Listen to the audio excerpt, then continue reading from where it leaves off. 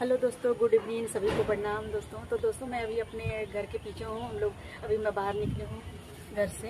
मैं सोची बाहर निकलती हूँ आज। मैं तो बाहर इधर ज़्यादा बाहर निकलती नहीं हूँ दोस्तों, तो आज निकली हूँ। मैं सोची जाती हूँ, तो देखने आई थी इधर बाहर। ये देखिए, इधर हरा भरा कितना अच्छा दिख रहा है। देखो पेड़ पौधा है, तो पेड़ है, बहुत कचरा भी भरा हुआ है दोस्तों पीछे। ये देखिए, और ये मेरे बेडरूम का ग्रिल है, खिड़की है। देखिए ये मेरा बेडरूम का है। मेरा अलमारी भी दिख रहा है, देखिए वहाँ से। और दोस्तों मैं पौधा भी लगाई हूँ कुछ। ये देखिए, ये नारियल है, ये नारियल है, देवी फूल है, ये मनी प्लांट है।